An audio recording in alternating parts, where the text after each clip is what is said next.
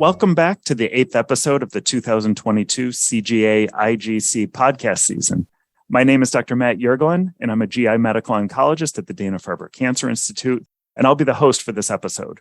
I'm thrilled to be joined today by our two speakers, Dr. Andrea Cercek, who is a GI medical oncologist and the colorectal cancer section head and co-director of the Center for Young Onset Colorectal and Gastrointestinal Cancers at Memorial Sloan Kettering Cancer Center. And our other guest is Dr. Zsofia Stadler, also a GI medical oncologist and the clinical director of the Clinical Genetics Service at Memorial Sloan Kettering Cancer Center, as well as CGA-IGC council member. They recently published an article in the June 2022 issue of the New England Journal of Medicine entitled PD-1 Blockade in Mismatch Repair-Deficient Locally Advanced Rectal Cancer. Dr. Cercek and Dr. Stadler, thanks so much for joining us today. Thanks so much for having me. Thanks for having me. So Dr. Cercek, before we get into the details of the study that we'll be discussing here, can you give us a little bit of background on current treatment strategies for people with localized rectal cancer? Sure, of course. So localized rectal cancer is any early stage, basically stage 2 or 3, cancer that has not metastasized. And because the rectum is located in the pelvis, we treat with what's called total neoadjuvant therapy or neoadjuvant preoperative therapy. And that typically includes a combination of chemotherapy and chemoradiation and then surgery. And what we've done in the field of rectal cancer is we've really reorganized the treatment paradigm. We used to do chemoradiation up front and then surgery and then chemotherapy. But we actually moved chemotherapy early into the treatment into what's called total neoadjuvant therapy. So we give chemotherapy up front and then chemoradiation followed by surgery. And while we do really well with that treatment modality in terms of cure, the treatments, particularly radiation and surgery, have a lot of morbidities for our patients. Up to 30% of them need a permanent colostomy just because of the location of the tumor.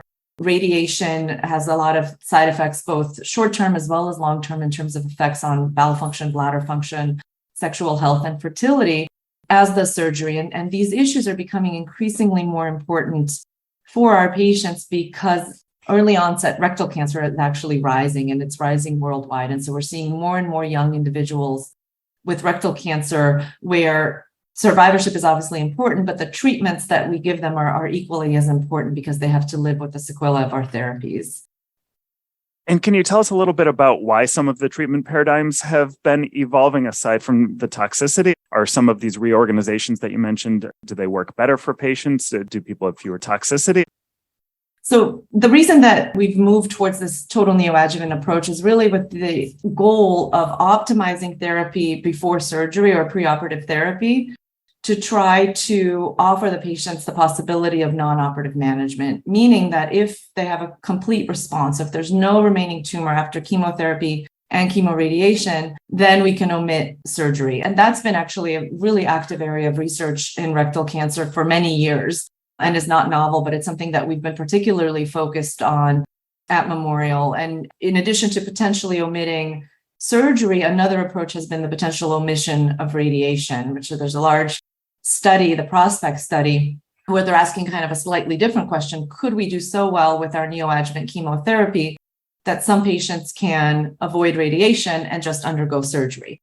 So there's always this approach of sort of a personalized approach with the patient, trying to really optimize therapy and minimize either of the two interventions if possible. Of course, the standard treatment is all 3 modalities, and we always say that to our patients, but we try very hard to personalize that approach. Great. And so, Dr. Stadler, the study that we're going to be discussing here is looking specifically at mismatch repair-deficient rectal cancer, which, as this audience knows, is very commonly associated with Lynch syndrome-associated rectal cancer. Can you tell us, have there historically been differences in how we treat mismatch repair-deficient rectal cancer versus mismatch repair-proficient rectal cancer? Or should there be differences in how we approach these? Yeah, that's a great question. And so what we started to notice when we shifted, as Dr. Cercek said, to this total neoadjuvant treatment approach, we anecdotally started noticing that the mismatch repair deficient rectal cancers didn't seem to respond to systemic upfront chemotherapy with traditionally what we call FOLFOX regimen. And so this led us to do a study actually with Dr. Cercek and myself to compare response rates between mismatch repair deficient versus mismatch repair proficient rectal cancers. And we actually found, it was a small retrospective study, but we found that about 29% of patients with mismatch repair deficient rectal cancer actually had progression of disease on this chemotherapy, which was quite striking, as opposed to none of the mismatch repair proficient rectal cancers progressing on chemotherapy. Interestingly, the response rates to chemoradiation were equivalent between the MMRD and the MMRP arms. And we were able to demonstrate this also in organoids of rectal cells, showing that the FOLFOX had less kill of the organoid cells in the mismatch repair deficient versus the mismatch repair proficient organoids. Now, this was not a huge surprise per se, because there is very long historical data suggesting that in the adjuvant setting, perhaps at least 5-FU doesn't work as well in MMRD tumors. Also, sort of later on, the Foxtrot study is really significant because that's a study that's looking at colon cancers and neoadjuvant. So we're moving from the rectum to the colon. And a subset of patients that was analyzed with mismatch repair deficient colon cancers, they also had less of a response to neoadjuvant chemotherapy. So this is becoming sort of a recurring theme. So it seems like it's fair to say, if neoadjuvant therapy is becoming increasingly, or has been the standard of care for most rectal cancers, but we know that mismatch repair deficient rectal cancers don't respond as well to neoadjuvant chemotherapy, seems like that's a pretty compelling background for your study here. So just to orient the audience, we're talking specifically about Dr. Cercek and Dr. Stadler's publication in the New England Journal, which came in print, I believe it was June 23rd of this year, entitled PD-1 Blockade in Mismatch Repair Deficient Locally Advanced Rectal Cancer. Dr. Cercek, tell us a little bit about what the study was, what some of your key questions were going into the study, and just what the design of the study looked like, just for anybody who might not be familiar with it. Yeah, absolutely. So, as Dr. Stadler mentioned, the idea behind the study really led from our initial work where we saw that these mismatch repair deficient tumors just did not respond well to chemotherapy. And when those individual patients had disease progression or very rapid disease recurrence, we were able to give them immunotherapy because at that point they qualified for recurrent, unresectable, or metastatic disease. And then we saw these beautiful responses in those same tumors. And so that gave us the idea that perhaps we could take this total neoadjuvant approach that we've been doing in locally advanced rectal cancer and simply swap out chemotherapy and replace it with immunotherapy. And we chose a PD-1 inhibitor single agent, dostarlimab, and we chose to give it for 6 months, every 3 weeks, with very, very close follow-up, because again, we were deviating from a curative intent approach. And at the end of 6 months, the patients had a full evaluation. And our goal was really to see what happens to the tumors. If there's a complete clinical response, we would offer them the opportunity of non-operative management, meaning no surgery, no further therapy, just observation. If there was residual disease, they were to undergo the next part of the total neoadjuvant approach, which was chemoradiation. And then again, had a full assessment with imaging and an endoscopic exam to see if there's still residual disease. If there was no tumor left, they had the opportunity again of non-operative management. If there was a tumor, then they would undergo surgery. So the idea really was, how much of the standard approach could we replace with immunotherapy? Just the chemo and chemoradiation, or chemoradiation and surgery? If I'm understanding it right, it sounds like you were kind of taking the existing total neoadjuvant therapy treatment paradigm and just essentially starting with the dostarlimab and giving people the opportunity for kind of an off-ramp. If they did exceptionally well, they could essentially get off of that kind of therapeutic train and skip the more standard pieces of therapy. Is that a fair characterization? Yeah, that's exactly right. That's exactly right. So tell us a little bit about who was eligible for this study, how you followed people and looked for these responses as people went through the treatment. Sure. So any patient with locally advanced disease, so this is a clinical staging typically with MRI. So any patient with stage 2 or 3 disease that was mismatch repair deficient by IHC was eligible for the study. We evaluated them with imaging, rectal MRI, endoscopic exam, as well as a PET CT. And the goal really initially was to enroll 30 patients, but we had a 2-stage design just because we wanted to make sure that we weren't hurting anyone. There weren't any progressors, and sort of like an early stopping rule if the treatment didn't work. And We assess the patients, as I mentioned, quite closely. We followed them very closely clinically. And then we did an endoscopic exam just after 6 weeks on treatment. So our surgeons just did a flexible sigmoidoscopy in the office. And then again, full imaging and endoscopy at 3 months of therapy. And then at the end of therapy at 6 months. Great. And so I know these were all mismatch repair deficient rectal cancers specifically. Dr. Stadler, do we know what proportion of rectal cancers are mismatch repair deficient? And can you speak to the individuals on this trial specifically as to whether or not they had Lynch syndrome? That's a great question. And it's a hard number to get at, to be honest with you. Of all colorectal cancers, we tend to think that about 15% are mismatch repair deficient.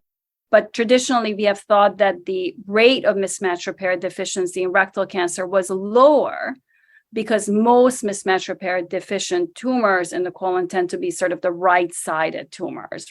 But there's not a great historical number for that. I would say it's probably roughly around 5%. What's interesting within that 5% is that most of those patients, at least from our data, and now others have published on this as well, if you have a rectal cancer that's mismatch repair deficient, most of the time that's due to the presence of Lynch syndrome. So it's not a sporadic, but rather really a germline event that's causing it. In Dr. Cercek's study, I believe of the first 14 patients who were evaluated in the paper, 8 of them had Lynch with a preponderance of MSH2 carriers, which is also what we have observed previously. You can almost think of MSH2 in Lynch as like the extracolonic cancer because it causes extracolonic cancers like small bowel, gastric, so on and so forth. And I almost think of the rectum as sort of extracolonic. Yeah, that's an interesting way to put it for sure. And so, Dr. Cercek, tell us, how did people do? Tell us the exciting stuff.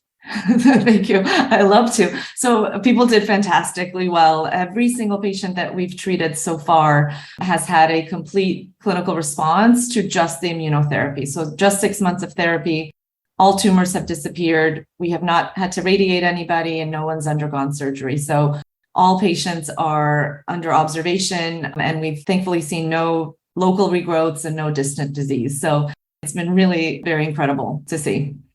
It's truly been amazing just to read the work and to see the reports that you guys have been putting out. How about side effects? How did people do with dostarlimab and any immunotoxicity, those sorts of things? Yeah, thankfully none. We've had no grade 3 or 4 events. We've seen some pruritus, rashes.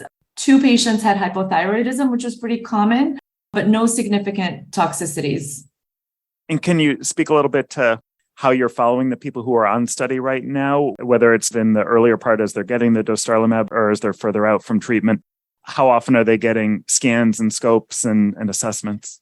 Yeah, that's a great question. So on dostarlimab, on the 6 months, they're watched really closely. 6 weeks endoscopic exam, 3 months MRI, PET scan, and endoscopic exam. And then 6 months again, full imaging and endoscopic exam. When they enter the non-operative management phase of the study, that was taken from published studies, including the OPRA protocol, where it's kind of been established how to follow these patients. So we're following them every 4 months with imaging, with MRIs, as well as endoscopic exams. And that is ongoing for the first 2 years. And we now have the first 4 patients are well over 2 years out from completion of treatment and doing well. So now we've kind of lengthened the follow-up period, but it's still every 6 months. They're followed pretty closely. And I'm curious, what are you telling your patients? The patients who are having these amazing responses, are they cured? Are they done? Or in oncology, we always use the cure word very cautiously, right? So I tell them, so far, so good. No evidence of disease, right, is the lingo we usually use. And I reserve cure for 5 years. So I'm sticking to the same rules here. But certainly I do tell them, as I do all my patients, that the first 2 years are really the most telling. And we have good data supporting that actually in rectal cancer, not MMRD and not on immunotherapy, but just in terms of non-operative management of rectal cancer, we know that the large majority of regrowths happen in the first 2 years. So most actually in the first year, and then some small proportion in the second year. And so once you're past that, the chances of local regrowth are very, very, very low. But again, we're cautiously very optimistic. That's wonderful. So, Dr. Stadler, I'm curious. So, for our Lynch patients in particular, and it sounds like the majority of the patients who are going to be potential candidates for this will be Lynch syndrome patients. Obviously, a key question that comes up when we use checkpoint inhibitors is whether this is doing anything to their future cancer risks. Do we know anything about whether checkpoint inhibitor influences future cancer risks? That's a great question. And we tried to look at this, not from this smaller population, but sort of going back to our Lynch patients who were treated oftentimes in the metastatic setting with checkpoint inhibitors to look at new rates of both cancers and also adenomatous polyps in the colon. And what we found is that about 8% of our Lynch patients actually ended up, who had a response to a checkpoint inhibitor, I should say, ended up having a new primary malignancy. And of those malignancies, 90% were actually, again, mismatch repair deficient tumors, telling us that at least that there's an enduring risk of new malignancies in these patients. The same for polyps, the polyp rate was 27%. And many of those polyps were also mismatch repair deficient. So I think what's important here is that once we do this therapy and we have these magnificent responses, we need to make sure that we continue to monitor these patients using our high-risk surveillance protocols that we use routinely for Lynch patients. So even if the dostarlimab might be curing their rectal cancer, it's not necessarily curing their Lynch syndrome. Correct. So Dr. Cercek, what's the status of the study currently? Are you recruiting more patients? Are there plans for additional studies? Yes, both. So we have expanded the study, so we're accruing patients. And then we've also actually opened a second cohort for any mismatch repair deficient solid tumor. So esophageal, gastric, cholangiocarcinoma, all patients are eligible with the exact same treatment approach. And then discussion of sort of standard of care, definitive therapy versus non-operative management. And we are working also on a larger confirmatory study, which will hopefully have just about the same type of design as our current study, really with the goal of non-operative management and omission of radiation and surgery if the patient has a complete response. And do you have a sense as to why this was so well tolerated, at least in the patients you followed so far? Is it just a function of small sample size? Is it something specific to dostarlimab? It's a great question. So we don't believe that it's anything specific to dostarlimab, although it's hard to kind of convince people of that just because of the results. But we actually see that in colon in the neoadjuvant setting. So there was a study, the Niche 1 and 2. Niche 2 was an expansion of Niche 1, where patients received just a month of dual checkpoint inhibitors and then underwent surgery just right away 2 weeks later. The complete pathologic response rate was 67%, and every single patient had a significant response. So these tumors appear to just be exquisitely sensitive to immunotherapy in early stage disease in the neoadjuvant setting. And so for a patient who walks in the door tomorrow with stage 2 or stage 3 rectal cancer that's mismatch repair deficient, assuming that they're not close enough to necessarily make their way to you guys and enroll in your study, should we be considering this standard of care? It's a great question. It's not at the moment, we'll see updated NCCN guidelines, but I think the issue, of course, will be for patients and physicians to obtain insurance clearance for this because it's not considered standard of care. I would urge patients to get on the trial. We do have funding for travel. I know for some it's not feasible, of course, but I'm obviously a big advocate of this approach, but I realize that it's challenging because it's not yet standard of care. Well, the data are extremely exciting for sure. And I think we're all eager to see where this goes above and beyond the small number of patients you've treated so far. But I think we're all excited to see the impact of this for sure. Maybe I'll close with one last question for Dr. Stadler. Any thoughts as to why the response rates here were so exceedingly high? Certainly, we tend to expect good response rates from checkpoint inhibitors with mismatch repair deficient metastatic colorectal cancer, but at least in the metastatic setting, it's not 100% by a long shot. Is there any reason to think that these agents might be just more effective in earlier stage disease? And if so, why that might be? I think it's a really great question. I don't think we have a clear-cut answer. One thing that comes to mind is the tumor microenvironment is so important in response to checkpoint inhibitors. And certainly in the metastatic setting, if the immune checkpoint inhibitor is not being used upfront, so if the patient has seen chemotherapy before, for example, then that microenvironment, one can imagine, is sort of disturbed. But that still doesn't explain the fact that the response rates are not as high in patients with metastatic disease who are getting checkpoint inhibitors upfront, right? So that's not the full story. I don't know, Dr. Cercek, if you have any other thoughts on this. Yeah, no, I agree with you. I think we don't know We have a lot of biopsies and samples that we're analyzing to see if we might be able to find a clue as to why this is happening. But clearly there is something, I think, as Dr. Stadler mentioned, in this microenvironment. We're seeing it in the rectum. It's not specific to the rectum, though we see these phenomenal responses in the colon as well. As I mentioned, we're hoping to kind of replicate them in other solid tumors as well. So it is very likely just an interplay of the tumor and its microenvironment, and somehow the ability of immunotherapy to really recruit the immune system much more effectively in this native setting before the tumors metastasize. I think we're all looking forward to seeing what we learn as we study this further. But for the time being, certainly congratulations on your findings. We're excited to see this expanded further and wider. I know our patients are for sure. So with that, I'll thank you both for joining our CGA podcast today. For anybody who hasn't read it yet, I encourage them to go to the New England Journal and download the article. The data are extremely impressive, and I know our patients are excited to see more here. So thanks to you both. Thank you so much. Thank you.